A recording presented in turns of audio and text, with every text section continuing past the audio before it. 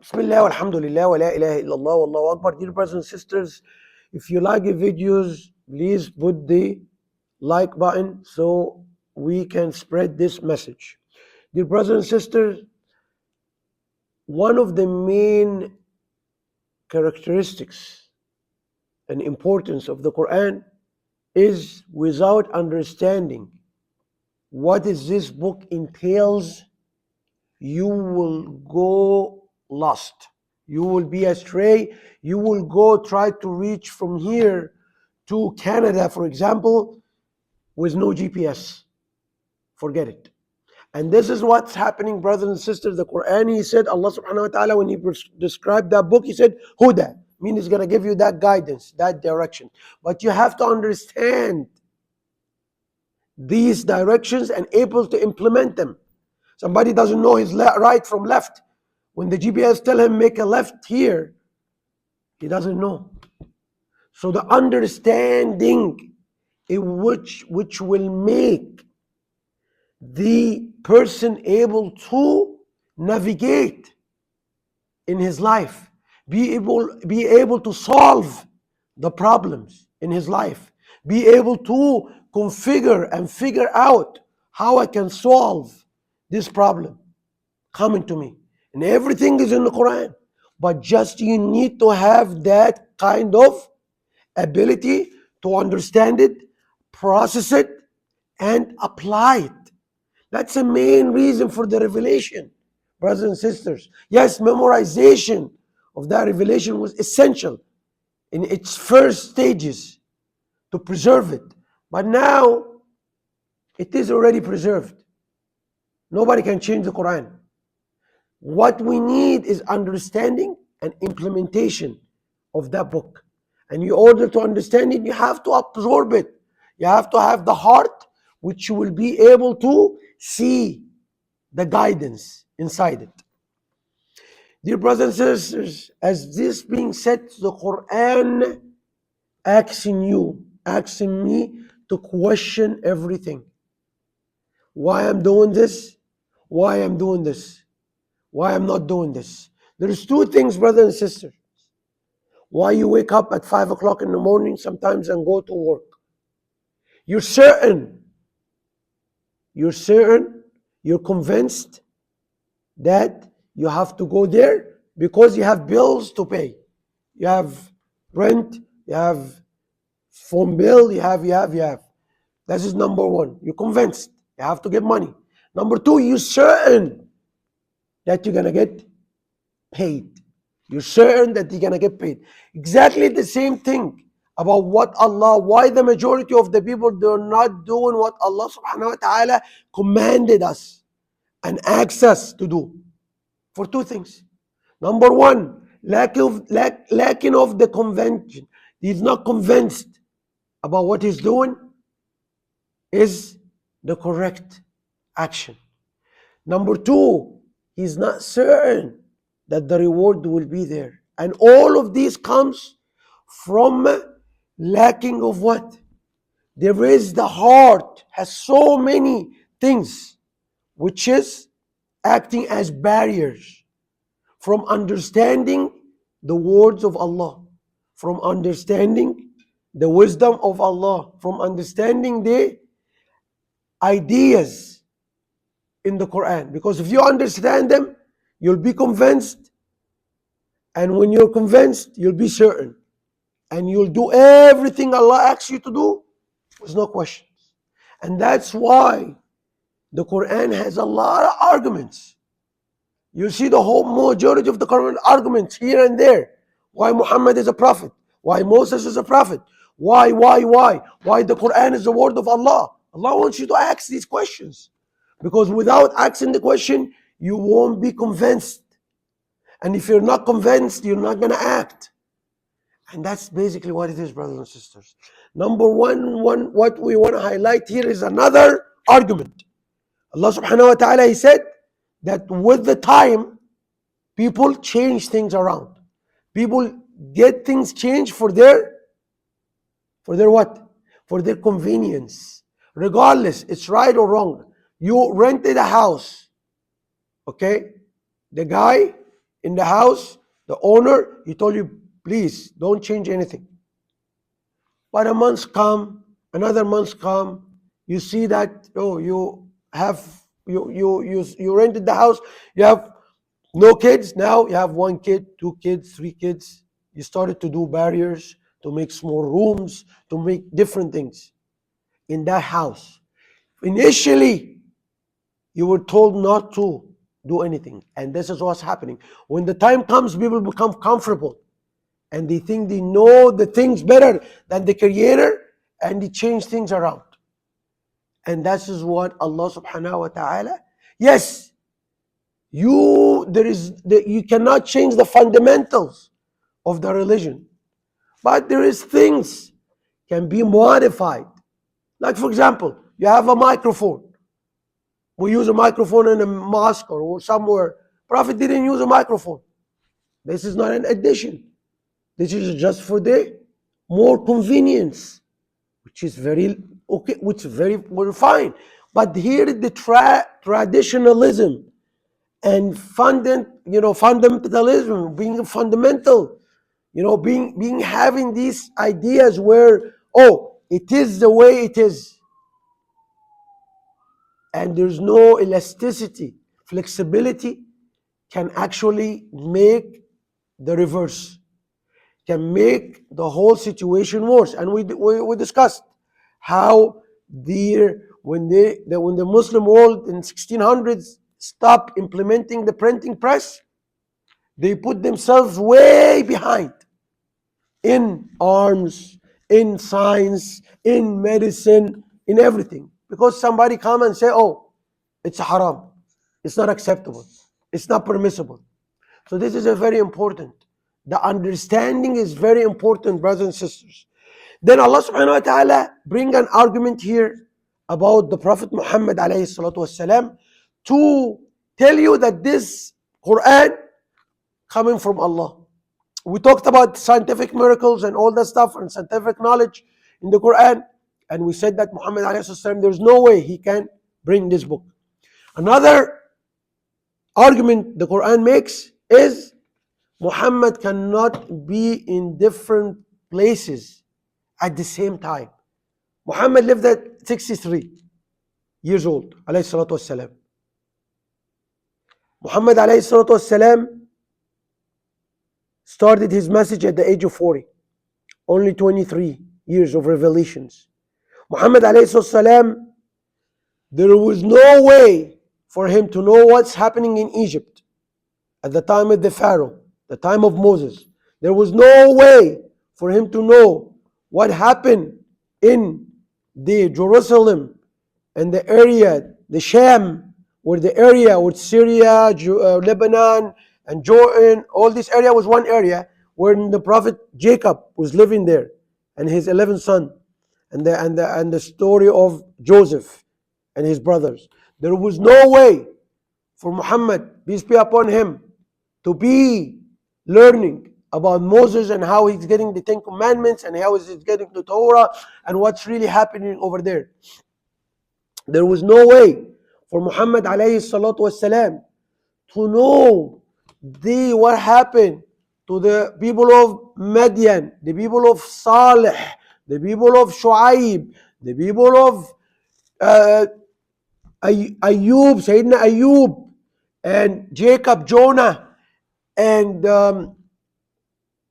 also he didn't know the story of Jonah when he being swallowed by the whale, so on and so forth. There is a lot of things, details.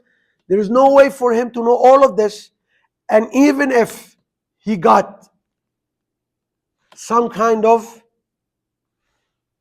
documents or some kind of stories written or scripture or whatever written, what kind of language? It's going to be different languages.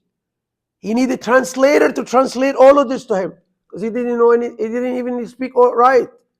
And then after this, he need to put this in a poetic format to be in the way in the Quran it is. So that's another argument. Allah's telling us that this Quran is coming from me. I am the creator of the heaven and earth, and no one else. And also is telling us that what? This is the most important. Now, whatever is I say, whatever Allah says in this book will come to realization, will come to happen, will occur. The Jannah for the believers, the good doers, and the hell for the wrongdoers. Simple as it is. When he says that the only religion will be accepted in hereafter is Islam, and they believe in Muhammad alayhi salatu wasalam, he putting the rules, he putting the standards. Dear brothers and sisters, Allah subhanahu wa ta'ala, he said to the Prophet Muhammad alayhi salam, you weren't in Madian. This is one town in Jordan. When Moses was, all these scenes happened to him when he got married and all that stuff. You weren't there. You weren't in Madian when his people get destroyed. وَلَكِنَّا كُنَّا مُرْسِلِينَ. Indeed, we are senders. We are sending a messenger. You, Muhammad, are the messenger, coming with all of this what? Coming with all of this proofs and evidence that you are a messenger. There is no way you can have known all of this, but we give you that knowledge. وَمَا كُنْتَ بِجَانِبِ الطَّوْرِ إِذْ نَادَيْنَا. And you weren't there with Moses at the mountain of Tor when we give them the commandments, or when we met him before we sent him to the Israel, send him to the Pharaoh and to deliver the Israelites. You weren't there, Muhammad alayhi salatu wasalam. إِذْ نَادَيْنَا. وَلَكِنْ رَحْمَةً. Indeed, we have sent you, O Muhammad, as a mercy. Why mercy? Why the word mercy? We said the word mercy is encompassing everything. Muhammad came with what?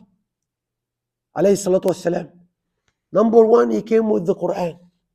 The Quran, Allah subhanahu wa ta'ala in different verses, He called it mercy. Why? Because it's encompassed the believer. It's like the womb covering the whole believer.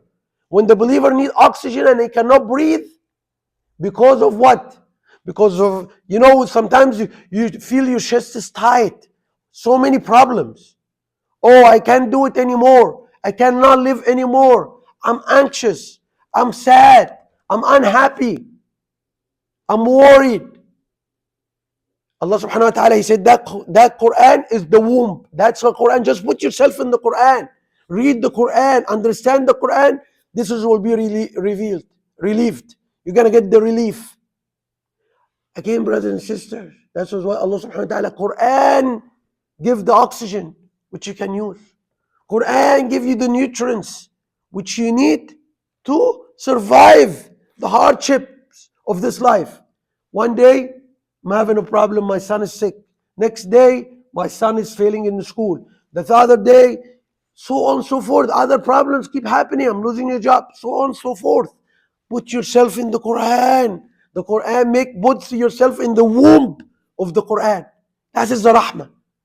You're going to understand the insight, the reason for you becoming here. You're going to understand why you are here. The Quran is the rahmah. Put yourself in that womb and you will be protected. But remember, miscarriage happens. And when you try to get out of that rahmah, out of that womb, you'll be destroyed. And that is what a lot of people, Allah subhanahu wa ta'ala, they're going and they're walking and they're traveling and they're on earth, but they're not guided. They're misguided. They cannot reach to the target or to the destination which they're supposed to go. Allah subhanahu wa ta'ala, He said, وَلَكِنْ رَحْمَةً. We send you, O Muhammad, with the Quran, number one. Number two, with the character. Muhammad character was the best character, alayhi salatu wassalam. The character, the sadiq al-amin, the trustworthy, the honest, the humble man, alayhi salatu wassalam. The guy who, alayhi salatu wassalam, was the best example of mankind. That's his example, his character. And he was a human. He had argument with his wives. He's a human. alayhi salatu wassalam, the best character. And also with his hadith, with what he's saying, with what he's Muhammad alayhi salatu wassalam's sayings. That's another part. His actions. What did he act? How did he pray? How did he fast? How did he make the hajj, the pilgrimage? All of this is rahmah from Allah subhanahu wa ta'ala. Without living in those, understanding those, you'll be outside of the rahmah, outside of the mercy, outside of that womb. And if a baby outside of that womb gets out of the womb, he'll die.